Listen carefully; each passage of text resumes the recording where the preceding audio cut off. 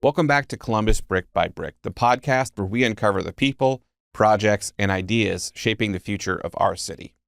I'm your host, Jon Styer, broker and owner of Styer Real Estate Professionals, a boutique, production-focused brokerage dedicated to helping agents build thriving, scalable businesses through personalized coaching and hands-on support. Each week, we sit down with the local leaders, business owners, and community visionaries who are laying the foundation for Columbus's next chapter, one brick at a time.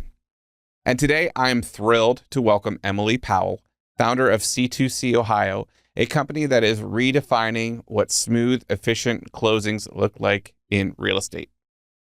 Emily's journey is a true Columbus story, from growing up as the daughter of a realtor to building a career in corporate finance and eventually taking the leap into entrepreneurship in 2020 to launch a business that's now supported over 1,000 transactions.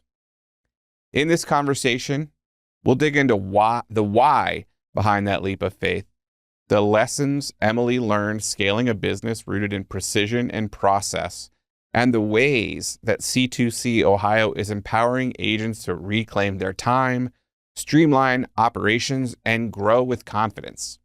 We're also going to explore the evolution of the transaction coordinator role, the leadership challenges that come with rapid growth, and really what's next for C2C as it continues to shape the Columbus real estate landscape.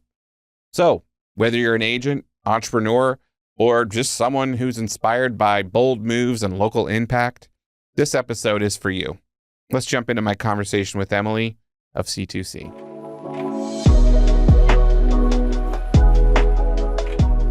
Well, Emily, thank you so much for being here. I'm so excited to have this conversation and learn about you and your business.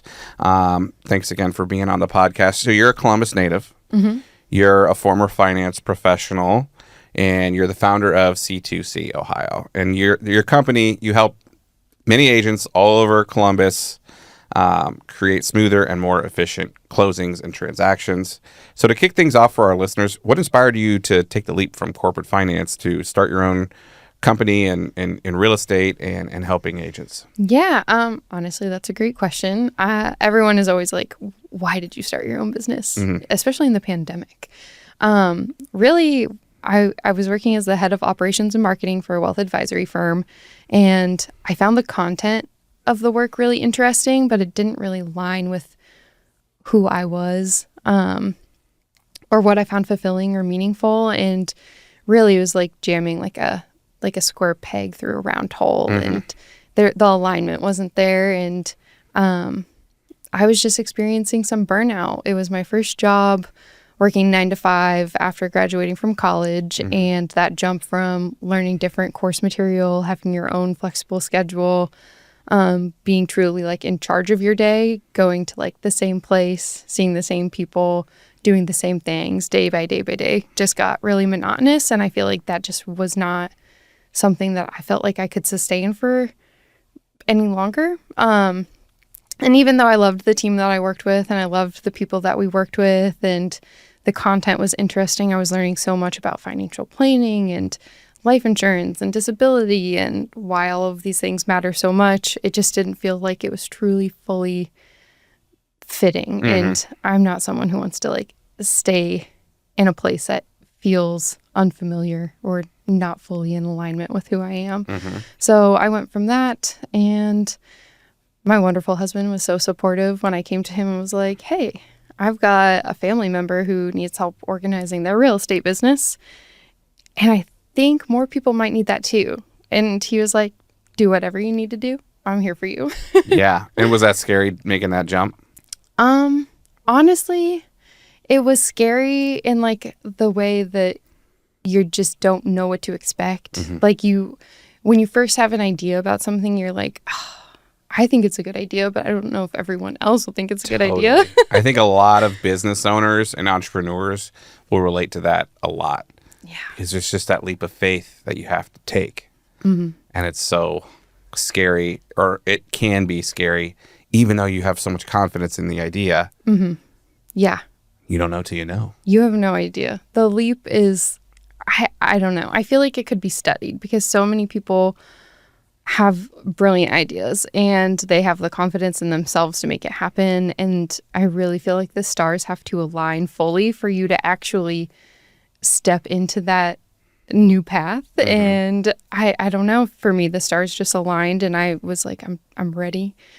If it fails, it fails. I fully believe that we all have to have a backup plan in life, whether we're totally happy with what we're doing or not. Like, your brain has to have that belief that other alternative realities exist. Like, that it's just so important for like your individual neuroplasticity, but also creating like hope in all circumstances, even outside of work. Like, you have to believe that opportunities exist and things will work out and different paths will pop up. And if this doesn't work out forever, and I'm always like, what other business would I start? Yeah. Like, what would I do next? Well, once you like have done it once, you're like, well, this is repeatable in some ways, in a different way. What you said, I think what you're speaking about in my mind is the abundance mindset and the power that can come from that. Like, it'll be okay. We'll figure this out. But what I also heard you say that I agree with or stuck out to me is you gave yourself the permission to fail. Yeah. If it fails, it fails. You have to do that to allow yourself to go all in. Yeah. You really do have to like give yourself the permission to fail in order to feel like, okay, whatever happens, happens. If it doesn't work out. And my husband and I were just talking about this, and like finding what truly aligns with you and like, are you in the right thing? And if you weren't doing what you were doing, what would you do instead? And he was like, oh, well, I'd probably be an English teacher because I just love it. And he's like, but what if I did it and then I didn't like it and it wasn't, then that would just be wasted time. And I'm like, no, there's no such thing as wasted time. I mean, there is. Yeah. Of course there is. But not in that way. Not in that capacity. And so I was like, whatever happens during that time, even if it fails, like, you're still learning, you're still growing under different stress. Like, you discover more about yourself. It's cringy, but like it is truly redirection. It's not rejection. Yeah. As cliche I don't think as that's cringy at all. I mean, that's life and that's growth. Yeah. Yeah. We're just constantly stepping into new versions of ourselves, and you have to be willing to accept that and evolve with it. Like, you can't just that would be like me looking at the 19-year-old version of me and being like, oh, you're going to do that. You're just going to fail. It's going to be a waste of time. Like, no, young Emily is going to do that. She's going to make the mistakes. She's going to learn. She's going to grow. And it will eventually contribute to you being where you are now. Right. It gets you where you are now. Yeah. Yeah. Well, cool. Thank you. I mean, I am so in tune with everything you're saying, so I appreciate you saying it. So an interesting thing about you is you grew up in real estate as the child of a realtor here in Columbus, and you kind of saw the business from close up at an early age. How do you think that shaped your view of the industry? And in what way does that foundation show up in how you lead your business today? Yeah. Honestly, growing up in the industry is something that has really informed how I conduct business now. I feel like people have always asked, oh, are you going to go into real estate? Are you going to go into real estate? I always said no. I always said I do not want to be in real estate. I do not want to spend that much time in my car. I do not want... It sucks you in, though. And here's the thing, is being a kid growing up in real estate, I loved it. I loved going to open houses. I loved going to showings. Of course, I'm going to be 30 the next week. And so this was quite a while ago. I loved all of it. I loved getting on the MLS after school every day and looking at the new listings. I just think it's so fascinating to see all of these different walks of life. And but really it influenced my business in the sense that, like, I do this so that other people can spend more time with their families. I do this so people can go on vacations without stressing out about it. I do this so people can have more of the work-life balance that they're looking for, which a lot of people, they come into real estate not expecting to be working 50, 60-hour weeks, but that's a reality for a lot of successful people. For sure. And I don't think anyone should be doing that. I don't think that you should have to work 60-hour weeks in order to be successful. I think you should have work-life balance. I think it's so important to be able to maintain long-term success.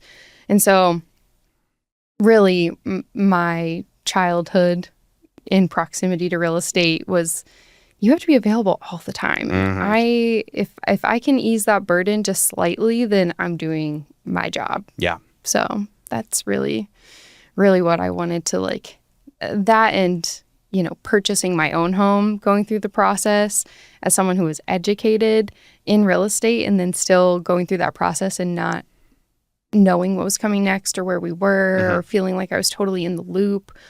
I took all of that experience and put it into my business. I wanted people to feel like they knew what was happening and where we were at with key milestones. And if they had a question, I wanted them to have an extra layer of customer service. You know, it's the tiny little things that... Well, a lot of what we do in this business and what you do in your business is helping people. And I think that, you know, it's such an important thing that can potentially get lost in the mix. But we are here to help people, you know, as real estate agents or brokers or as a transaction coordinator, you're helping the agents, but you're also helping the clients as well. Yeah. And it's so important because you mentioned it. There's so much unknown. If you're not in this industry, you don't know what's going on. Yeah. And rightfully so. Why would you do this? You buy a home maybe 1, 2, 3, 4 times in your life. For the most, you know, the average home buyer or seller, it's scary and it's a big deal and it's a lot. So having that helping hand and that comforting presence, I think, is so important. Oh my gosh. I always say, whether it's the first time or the 10th time buying a house, you have no idea what's going on. Like, this is not people's everyday life. It is, for a lot of them, the biggest financial transaction that they will ever do.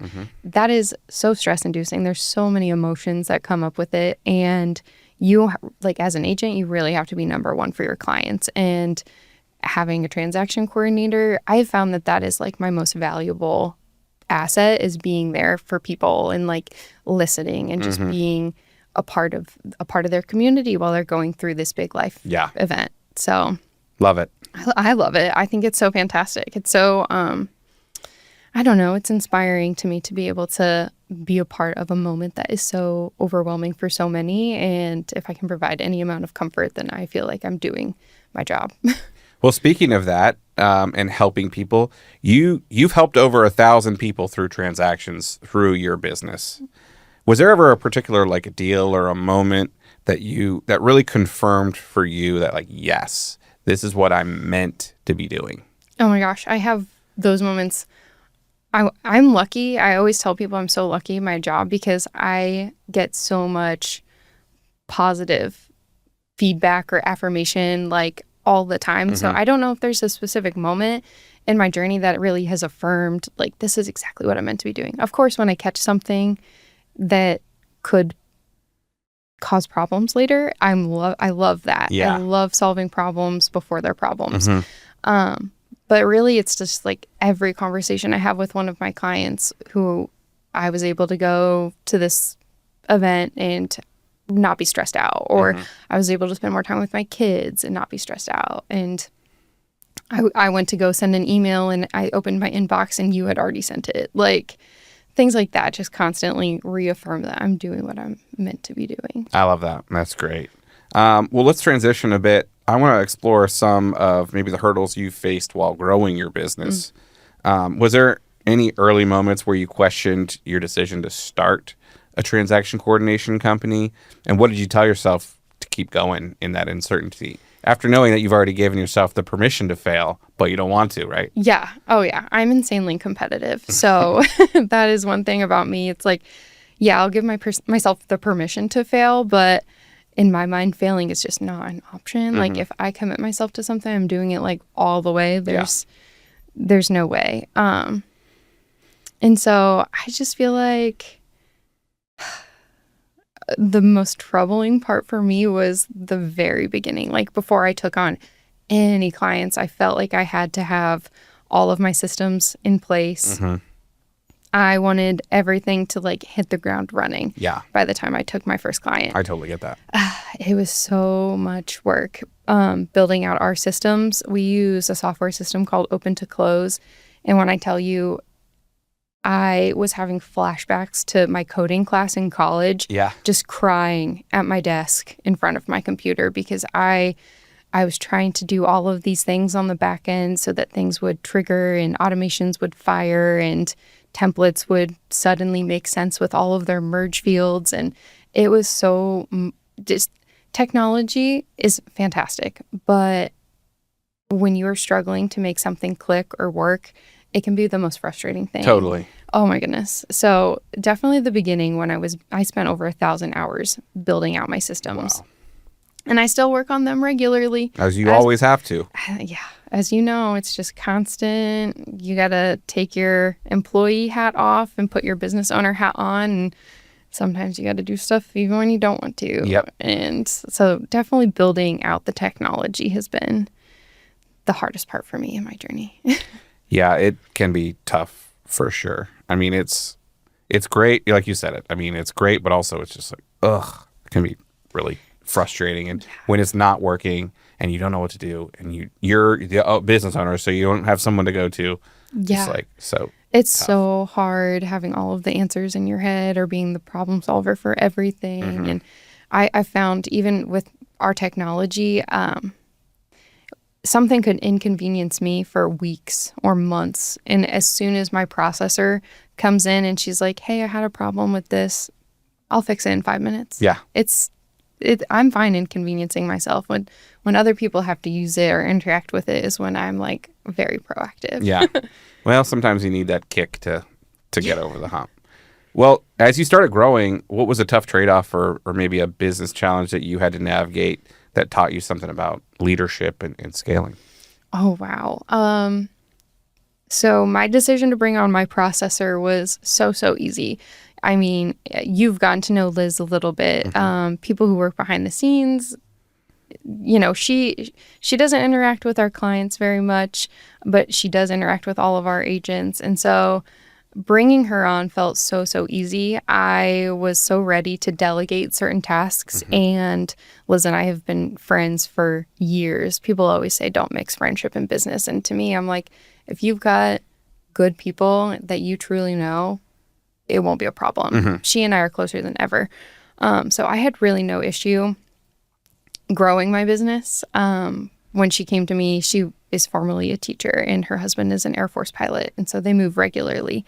And her keeping up with teaching just was not feasible, especially raising 2 young boys. So she was like, I think I need to leave teaching. And where she was working for the daycare center on the Air Force Base. And she's like, I just don't love it. And I'm like, come work with me. I don't have all of the work that I'm not at a point where I need to grow my business, but this is an opportunity and you should come with me. Mm-hmm. And we're going to figure it out. Yeah, it's worked out. I'm going to hand you all of the things that I absolutely hate doing and you're going to help me and it's going to be fantastic. And so really all I can say is growing your business, when you find talent, grab onto it. Yep. And completely make it work, figure it out. Yeah, make it work.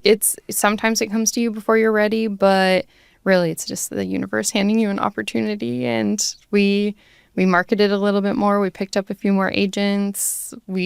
I trusted her.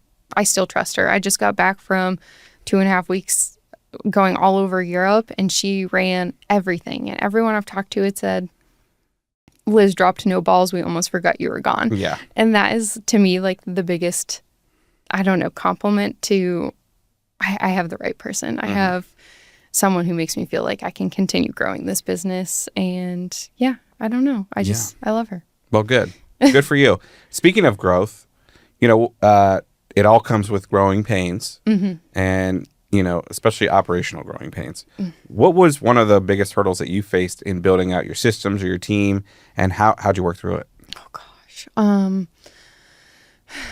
building out the team felt difficult in the sense that what tasks do I hand off? Mm-hmm. The system had been running pretty smoothly. Like I said, I built it up so that I tried to design my systems so that a 5-year-old could go in and do it with no knowledge. Like that was my goal. I'm like, mm-hmm. someone who has no idea anything about real estate could come in and figure it out. Obviously, it's more complicated than that. as I've been told by Liz, Yeah. as she's learning. Yeah. But really determining what tasks to hand off my plate, that was a struggle. And really determining. It's hard to delegate. It's hard. When you have the right people, it should feel easy to delegate, but figuring out what to delegate, I have found is really, really difficult. Determining what tasks what tasks require my knowledge, I guess, is what I'm trying to say. And what are the things that only you can do? Yeah. And of course, there's nothing that only I can do. It just comes with more training. And so really figuring out those pieces and, okay, I don't have to order all of the home warranties. I don't have to follow up on all of the title commitments. Liz can handle that. Liz can handle ordering or requesting utility information. So it's just kind of breaking things down piece by piece was the most difficult, because when you're doing your job, it's so easy to get stuck in the day-to-day, and taking a step back and looking at it holistically, like, okay, what portion can I really carve out of my time? It's so easy for us to feel like we require a hand in all of the pots. It is so easy. It is. But really determining what you bring the most value to, I feel like has been the most important part for me in determining what I can hand off and what I need to keep. Yeah, relinquishing control can be hard for people who started a business, and then you have to at some point to be able to continue to grow. But it's tough. It's so tough. It's tough. It's so tough. If you've been listening to this podcast, you know that I believe in building real estate businesses that are scalable and sustainable. And that's exactly what we help agents create at Styer Real Estate Professionals. If you're an agent who's ready to grow and tired of spinning your wheels, then consider this. Growth is change. At Styer Rep, we coach to your strengths, match tools to your style, and help you scale your business without burning out. And there's no fluff, there's no hang your license culture, just serious growth, real systems, and 100% commission when you cap. So head to styrrep.com/join us to start the conversation, because it's time to go from where you are to where you belong. I'd like to switch gears a little bit. We covered some growing pains. Let's dig into what makes you and C2C tick and some of the unique value that you bring to the agents that you serve. You mentioned the transaction coordinator. It frees agents up 12 to 20 hours, and they have time with their kids, or they have, they just can take a breath. Can you share a story where your support helped an agent reclaim some time and what that time meant for them? Oh, yes. I mean, honestly, I'm seeing it all the time now. With my agents going on vacations, or like a specific time I can think of is I was working on a relocation transaction, and this amazing young couple with a very young newborn had been living in this home for 6 months, and she received relocation instructions from her company, and they were tasked with selling their house, relocating to a whole new area, and in part of doing so, obviously the buyers for their home had to do an inspection. This was a brand new build, and they discovered a ton of mold growing in this house. This house was less than a year old, and the builder was not very, very good about following up with information or getting it remedied. And it just got so to the point where every single day you had to be checking in on them. Like, can we get an update? Where are we at? When is the contractor going? When is it being re-inspected? And so to me, I really stepped up there in driving communication. I always say, I will be the nicest person that you have ever met until you hurt our clients or you hurt my agent. And then it's like, okay, I will be on you all day. Yep. 24/7. I will be following up. And situations like that happen regularly, not to that extent, not like that was a big deal. And that does not happen often. Mold in a brand new house. Right. Like, especially with a young baby living there. So terrible. But really just having those moments where like I can step up and I can be the bad guy. Yeah. I can follow up for people. The muscle, not the bad guy, the muscle. Yeah. The muscle. I'm like, are you doing your job? Mm-hmm. But so moments like that where people feel like, oh, okay, like it's stressful, it's overwhelming. There's so many emotions. Things are going to get done, but I know Emily is like following up. Emily is fine, taking care of. Emily's got our backs. Yeah. Someone, he was like, yeah, I refer to it as you've got my 6. And I'm like, yep, sure. There you go. I got it. You got your 6. I love that. What do you think is one of the things that sets you apart? I think that, you mentioned your systems and your checklist driven mindset. Can you give us an example of how that attention to detail created a breakthrough or solved a potential problem in a transaction? I know you said one of your favorite things is finding a problem before it happens. Yes. Oh my goodness.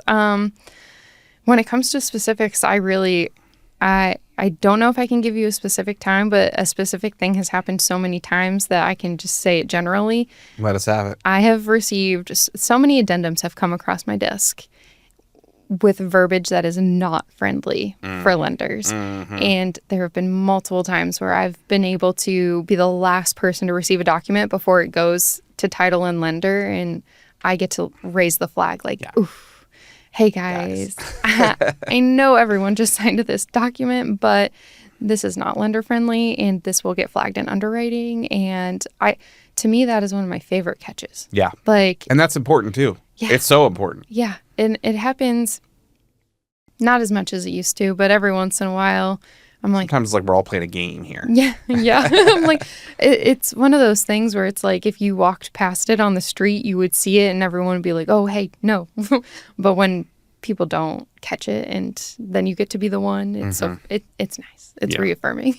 And that's important too, because hinking up a deal in underwriting can really just open a can of worms. Oh my gosh. So having that second, third, fourth set of eyes behind something that's going to be lender facing where is going to cause issues, really important. Yeah. So that's one of the specific times I just love. Yeah, that's great. How do you feel like your role as a transaction coordinator has evolved in Columbus over the past few years, and what trends do you see kind of shaping the future? Yeah, I think transaction coordinators in the last 5 years have definitely blown up. Like we're seeing them more and more, and I think it's great. Columbus is a huge market. There's plenty of room for all of us. I have personally trained a few not trained, but people have approached me like, I have questions about building my business, or can you answer some of these, I don't know, situational things? And I'm always happy to sit down with people, and I think there's space for all of us. Yeah. Like we all have our own niche special skills and what we bring value or add to the table. So, I think overall agents are really trying to leverage their time. It's evident from what I'm seeing that people are really, really focused on building their business and building a work-life balance that feels natural to them. But transaction coordination in Columbus has continued to grow. I think it's great. I think for people who are doing good business and they already have the compliance skill set in their toolkit, like, fantastic. Bring on a TC, leverage your time. I think it's really important for new agents to cultivate that skill themselves. So first, before they bring someone on, like you should truly feel like you are an expert with compliance before you bring someone else into the game and let them help you with it. But that's just my personal belief. And usually when you're a newer agent, you've got more time. You're not doing the amount of deals that maybe a lot of your clients are, that it's imperative that they hire your services. Yeah. And it is important to learn, because you really, as a real estate agent, you wear a lot of hats. Yeah. But you really need to know what you're doing to be able to be successful across the board. Yeah. You spoke about there being enough out there for all of us. And I think that that mindset is also very important, and something that I can speak to what I see from real estate agents when they get licensed, or, they're newer. It's very easy to feel like, oh, I can't allow anyone else to get this deal or that. And it's like, whoa, it's okay. There's plenty of business out here for everybody. Yeah. If you put the work in, you're going to be just fine. Yeah. And so that's an important piece of kind of flipping the script and not over worrying about every little minute deal or detail or potential client. Like, there will be more. There's always more. There's always more opportunity out there. And really, this industry is it feels big, but it's so small. And all you have in this industry are relationships. So I don't know, I think it's just so important to be welcoming and build those relationships with people. Yeah. You're going to see them again. Completely. Relationships are of utmost importance in this industry. It's a people business. It is. It's such a people business. And I feel like that's something that really plagues so many, and you and I have talked about this already, like mental health in real estate is so controversial, but I feel like so many agents feel so isolated that they don't have a community of people who understand what they're going through to be able to talk to when like a deal falls apart. And that's again why I love my job so much, is I get to be a part of their support system and be a sounding board when things come up. But really, like the abundance mindset, like everything will come back to me or things will find me, like it's so important, especially in real estate, because like if you feel like you have to stay so guarded and watch yourself when you're talking to other agents, like it just really creates distance between you and them. And then you feel like no one understands what you're going through. And really, there are so many people out there who have had clients go out 4 days before closing and buy a new washer and or a new washer and dryer and put it on finance. And people understand what that pain is. You just have to be willing to find people and build those relationships. And that can be really hard, to be that vulnerable. Yeah, no, it is important. And you make great points about, finding your community within the real estate world. And that's something that I always am focused on and trying to build, trying to always bring people together and be a resource for communities and everything. So I think you're making great points. Well, speaking of relationships, you are in a position now where you get to be selective on who you choose to work with, as far as, your agents you choose to do repeat business with. When it comes to onboarding a new agent or a brokerage, how do you approach those early conversations to make sure that you are aligned on value and you build the trust and all that? Yeah. Honestly, a lot of it is listening. A lot of it is hearing people and what is important to them, or how they would define success, how they would define a good business relationship, and really just letting them speak and believing them when they tell you who they are. And so people, the questions that they raise about, for example, like we work Monday through Friday, 9 to 5, because that's when title is in office. That's when a lot of lenders are working. That's when a lot of the paper pushing actually happens. And so people will, when we're onboarding, say, oh, well, what if I need you at Sunday at 9 o'clock? And I'm like, sorry, I can't help you then, because I care about, if I always say, if I wanted to be an agent, I would work agent hours. Like, so it really becomes kind of like you let people talk, you listen to them. If it feels like it fits with you, then it's gonna feel right, and you're gonna be able to tell. And there are people who reach out, we have good conversations, and I personally, I do not follow up with people. When people reach out and they're interested in working together, the ball is in their court at all times. Like if they want it, they will follow up with me. They will have conversations and go back and forth. I am not chasing people down to work with me. Your whole job is following up, so you're going to stick to the job. Yeah. I'm like, if you really, truly want help in your business and you feel like we are a good fit, you will come to me. I have had people follow up, and I'm just very honest and say, I just don't think that we're going to be the best fit. I'm so happy to refer you to a list of other transaction coordinators in the area that could be a good fit for you. And for me, it's very much I'm looking for people who believe that this is a team effort. I am an extension of your team. I am here to reinforce all of the things that you are looking to provide your client. I've had some people say, I just want to hand the baton and then go grab new business. I don't want to be involved at all. And I'm like, okay, that's a red flag. Because your clients are your clients. You have a fiduciary responsibility to these people. to assist them in the biggest financial transaction of their life. And if you want to hand the baton to your transaction coordinator and run away, that says a lot more about you and your business than you think it does. The care for your clients. Yes. That you're required to perform. Yeah. Well, and I don't know. To me, this industry, like I said, is so much about relationships. These buyers and these sellers look to you as a trusted advisor. And there's no way that you could, in good conscience, hand them to your transaction coordinator and just fully have no idea what's going on after that. Yeah. Like, I'm not working with those kinds of people. Everyone I work with cares so deeply about their clients, and they care about making sure that they feel comfortable and informed, and they get to the closing table in what feels like the easiest way possible. And so I am here to reinforce all of that. Well, you do a great job of it. Oh, thank you. Yeah, for sure. No, it's easy to say. Well, I'd like to talk a little bit about, your growth of your company and your plans for the future. So what would you say you're doing right now to make sure that C2C continues to grow smartly? Are there any new services, tech tools, or partnerships that you have on the horizon as you continue to be successful? Honestly, I love the question of, are you growing? Are you planning to grow? Are you scaling?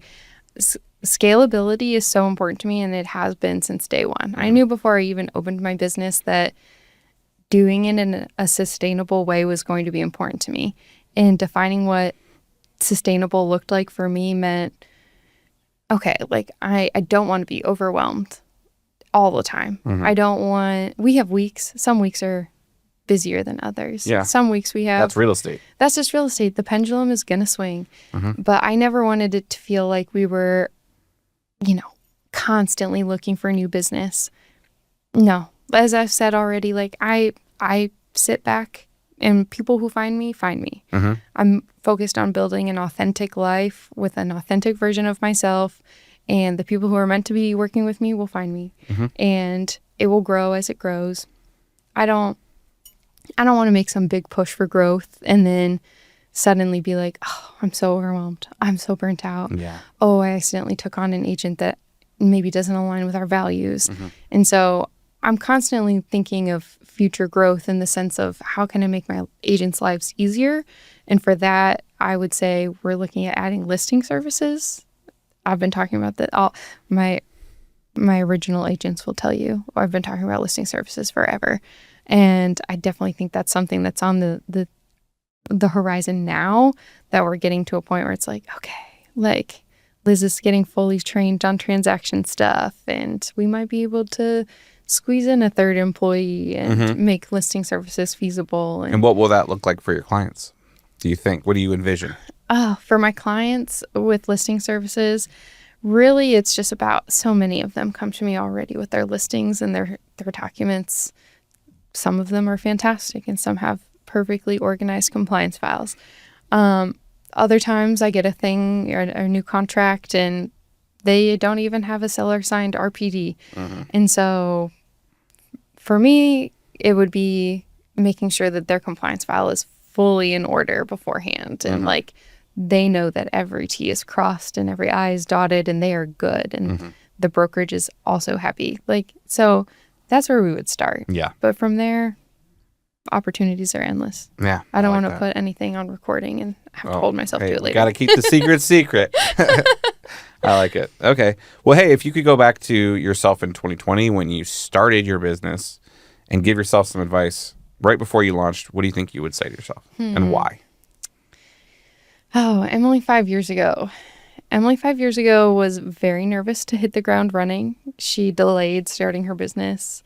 She felt like there was always more things that she could be doing before she was ready. And I think I would just tell her, your intuition and your knowledge will carry you so far. Yeah. Like, you do not have to have your systems fully ready to go. Yeah. You can open your doors. It will come naturally. And I think everyone who's starting a business or just in any professional capacity has some imposter syndrome or everyone exists with insecurity or second guessing themselves. Like, if anyone says that they don't, they're lying. Like, it is just You're so natural. real for that. I mean, everybody has imposter syndrome. That is just part of it. top to bottom. And I think it's part of the journey because you can't feel like an expert in something if you didn't once feel like a beginner. You know what I mean? Yeah. And so if you're feeling like the start of your business, like you've got imposter syndrome or you're not qualified or you've got so much left to learn, like you do. And that's okay. Like it's okay. This is my biggest pet peeve with people is when they can't say, I don't know. Yeah. Like, I don't know. You're not going to know everything. I'll research it and get back to you later. And that is okay to say sometimes. Sometimes that makes you look more like a professional. Right. You can own it. Not everyone knows everything all of the time. You acquire that knowledge through experience, and you can't get that experience until you get started. And so I would probably tell Emily to just rip the Band-Aid off. You don't need to spend 6 months building your systems before you feel confident enough to go out and get your first agent. Like, it's just, it will happen. Everyone will come to you. Everything will fall into place. Obviously, it requires a lot of work, but the days go by. Imperfect action will beat perfect inaction every time. Yeah. And I know that it sounds to me like that's something that you struggled with a bit on the front end when you were starting. Yeah. But like, you just got to move forward. You just got to move forward sloppy. It's better than doing nothing. Yeah, it really is. It really is. And granted, I'm very happy that I spent so much time investing in systems up front because once I got busy, I do not want to do it. I hate it. But again, that's where you leverage help. Yeah, exactly. That's, as you grow, you have to. Yeah. Well, an interesting thing about you and your business is that you've worked with a wide range of agents and brokerages. Are there any patterns or maybe surprises that you've seen in terms of what agents need the most? And how do you kind of stay agile in your response? I think across all brokerages that I have seen, a lot of agents just need support. They need someone to tell them that it's okay, what they're doing is good, and they don't need to be constantly growing. Everyone I talk to is always like, oh, I was just talking to my manager, or I was just talking to my coach, and they're like, you did this much last year, why aren't you doing this much this year, and how are you going to get there? And I think sometimes people just need to be told that you don't always have to be in a phase of expansion. Like, sometimes holding steady and really getting into routine and working out the kinks is okay. Like, you don't always have to be growing, and they just need that support to feel like it's okay to not, I did 40 closings last year, now I have to do 45 this year. Like, sometimes you can just take a moment and say 40 closings is fantastic. 40 closings is enough. If you feel like you're comfortable here, that's okay. And maybe you work on tapping into a higher purchase price amount or a different neighborhood and redefining success. Really just like, again, the emotional support. Like, this is a really emotionally draining industry to work in. Yeah, and it's a roller coaster. It is. It's so, like, some days can be so good and other days can be so hard. Yeah. And that's okay. And it can exist like that. You don't constantly have to be like climbing this uphill battle and like feel like you're failing all the time because you're not where you were a year ago. I love your wisdom, and I think that having been a part of so many deals and seen so many different ways that people operate or go around things, I think it's probably provided a lot of that wisdom for you. So I appreciate you sharing it with us. Yeah. Oh, yeah. I'm happy to talk always. Well, speaking of, I mean, what's some advice that you might give to someone who's thinking about launching just a service-based business model rooted in their own strengths and passions, especially in real estate? Yeah. Oh my goodness. My number one thing would be get online and order the book Raving Fans. Have you read it? I haven't. No, oh I my haven't. Goodness. Okay. Well, you will have to read it because I had, when I was, I had to be 19. I was working as an executive assistant for a real estate team, and one of the leaders of the team, he was like, hey, Emily, have you read Raving Fans? I was like, no. He's like, okay, well, here's my copy. Like, you should read it. It is the smallest book you will probably ever pick up, but, and like all self-help books, all business books, it feels a little cliche, but the story inside is so beautiful, and just really finding how you can provide the best level of service to your clients and creating their experience for them and really just reinforcing, like, if you're doing a service-based industry, like keeping other people's needs top of mind, it does not have to be hard to do. Yeah. Like, in all of the attention to detail I give to others, they give back to me. Yeah. So it's really, I don't know. I love the book. I'm going to have to check it out. I feel like when I do these interviews and these podcasts, I get so many great book recommendations. I'm going to have to start writing them all down because I mean, some of them, sometimes I've read them and sometimes not. Yeah. But I'll have to check that one out. It's a very quick read. You would be done with it in like less than 2 days if you had to break it up. So it's worth it. Okay. It's great. I'll check it out. Thank you for sharing that. Well, I always like to ask, as we wrap this up, what kind of legacy do you hope to leave here in Columbus? And not just through your business, but in how you've helped shape the lives and the careers of the agents you support, but maybe also your clients. Yeah. Legacy, I feel like, is such a big word. Really what I want is people to walk away from interactions with me feeling like authenticity really is like the most important thing. And if I'm living on an authentic life, things will come to me that are in alignment with me. Yeah. And yeah, just being yourself, I don't know, it allows you to step into opportunities that probably wouldn't have come otherwise. It allows you to be surrounded by people who just really fit your circle, and you're no longer, I don't know, like jamming the square peg through the round hole. Things just feel so much more natural. I feel like I am able to live such a happy life because I've like released myself of any expectations, and I hope that inspires other people to feel like they can at least meet me and feel like the authentic version of themselves.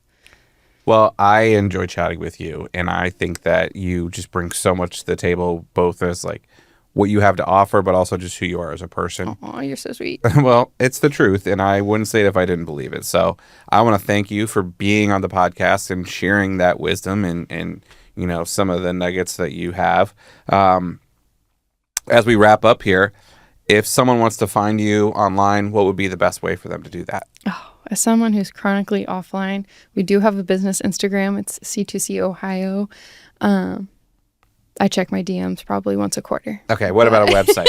You can also go to the website. It's c2cohio.com. c2cohio.com. Perfect. Well, thank you again. This has been awesome, and I really appreciate it. Yeah, no, thank you so much. It's been really great getting to know you guys. The community you're building here is unlike any other brokerage I've seen. I love it. You can tell that you really care about everyone that works with you, and you really pour into their development and making sure they feel nurtured as an agent. And I think that's fantastic.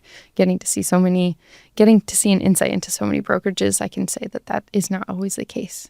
Well, thank you. I appreciate that. And it's a lot of work, but it's, it comes from a good place. And I, just like you, it's important. Community is important to me. Yeah. People first. Yeah. Thank you so much. Yeah. Thank you. Well, that was Emily Powell, founder of C2C, sharing her journey from finance to entrepreneurship and the lessons learned along the way. Her story is a powerful reminder that every great business starts with a spark. And that growth happens when passion meets process. We talked about building trust, embracing challenges, and leading with systems that serve people first, a theme that runs deep here in Columbus. Emily's commitment to helping agents find freedom and focus in their work is exactly the kind of local leadership that keeps this city moving forward. And if you enjoyed today's episode, please be sure to subscribe, leave a comment, or share it with someone who'd find value in the conversation. You can also find us on Instagram, Facebook, and YouTube at Columbus Brick by Brick, and visit columbusbrickbybrick.com for more stories from the people shaping our city. I want to give a huge thank you again to Emily for joining us and for all of you listening. This is Columbus Brick by Brick, where every brick has a story, and we are here to tell it. We'll see you next time.